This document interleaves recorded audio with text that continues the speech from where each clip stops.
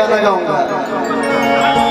अरे तो भैया हम तो इन्ने साथ देता नहीं बेटा चुनी, एगो गाना हम पहले बानी कि सबके दिल के चहेता चुनी, कि नेता नहीं बेटा चुनी, है सबके दिल के चहेता चुनी। कादा काट के भगिया जगावे के बाद कि हम कादा काट के भगिया और जगावे के बाद। और मेरे भैया देखिए कितने सुंदर तरीके से चलते आ रहे हैं और हम लोग गाएंगे, सभी लोग गाएंगे मेरे साथ कि पवन भैया के हमारा भैया के दिल पहुंचावे के बाद, भैया के दिल पहुंचावे के बाद। नेता नहीं बेटा चुनी, सबके दिल के चहेता चुनी, नेता नहीं बेटा चुनी, सबके दिल के चहेता चुनी। काला कट भगिया जगावे के बाद, काला कट भगिया जगावे के बाद। मेरे भैया सामने आके जरा चारों तरफ से हाथ उठा के भैया के आशीर्वाद में तनी आशीर्वाद करना लोग चारों तरफ उठा के कि पवन भैया के हमारा भैया के दिल पहुंचावे के बाद। अरे मन से कभी जाइबा के बाद, हमारा भैया के दिल पहुंचावे के बाद।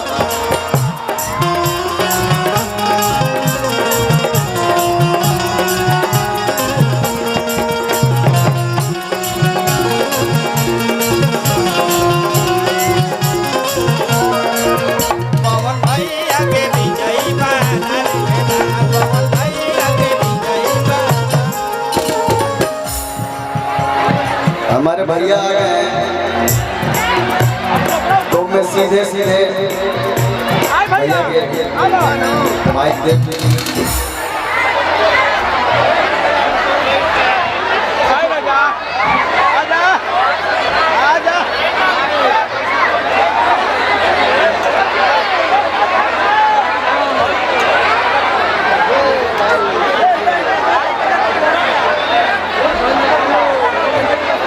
एक बार तभी ताली बजा के भैया के आशीर्वाद दे दिया चारों तरफ से।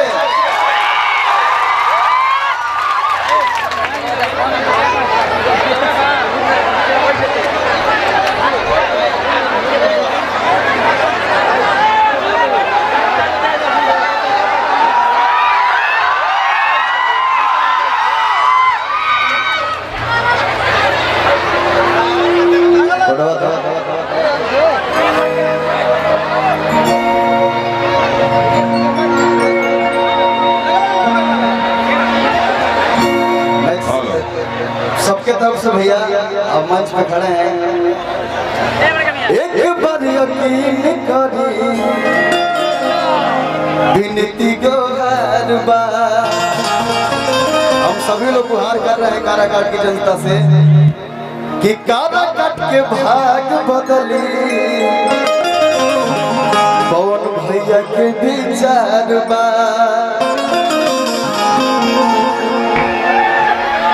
एक बार भगिया और जगावे के बाद कि पवन भैया के हमारा भैया के दिल भारी मत से इनका विजय।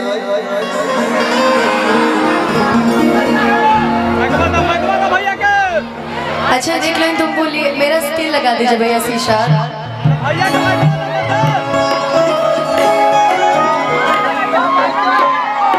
सबसे पहले आप सभी को एक बार प्रेम से बोल दीजिए जय माता दी। हमने आज क्या बोली, आदरणीय पवन सिंह जी मंच पे खड़ा बनी, तमाई से ये गोहराए कि विजयी भवा। एक बार प्रेम से बोल दीजिए विजयी भवा। कि बबुआ हमारे अवतारे, बबुआ हमारे अवतारे, कि बबुआ हमारे अवतारे, दुलरुआ हमारे अवतारे, कि अब की कारा काट से लड़े पवन जी हमारे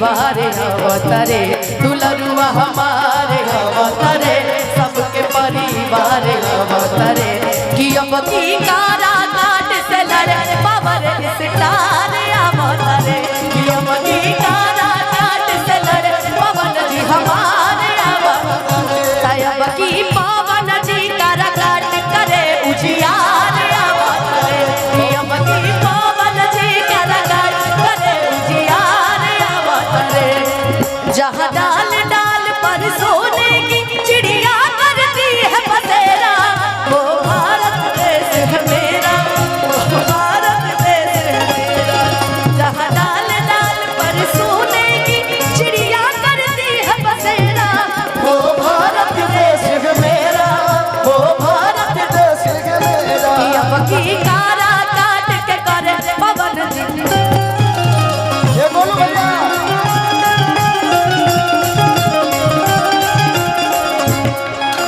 कुछ बोलना चाहते हो? यस मैं बोलना चाहता हूँ। यस बोलो। मेरे गार्जियन मेरे भगवान मेरे मंच पे सामने खड़े हैं तो मेरे दिल से विभाव निकल रहा है और मैं अपने तरफ से नहीं मैं जनता की तरफ से बोलूंगा तनी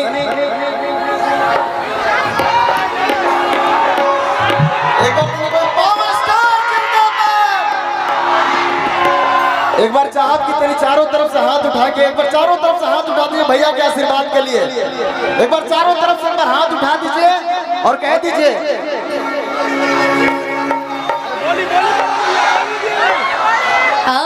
बोलिए गाना बोलिए कि बबुआ हमारे अवतरे दुलरुआ हमारे अवतरे कि बबुआ हमारे अवतरे दुलरुआ हमारे अवतरे कि अब की कारा काट के करे पवन जी उजियार अवतरे कि अब की कारा काट से लड़े पवन जी हमारे अवतरे कि अब की कारा काट से लड़े पवन जी हमारे अवतरे कि अब की कारा काट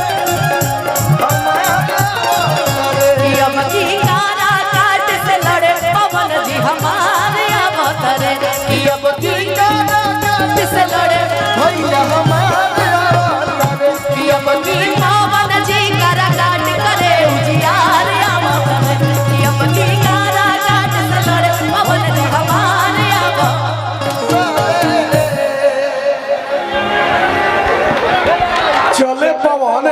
चले पवन तो बोले कौन पवन सरकार आवत रहे चलो भाई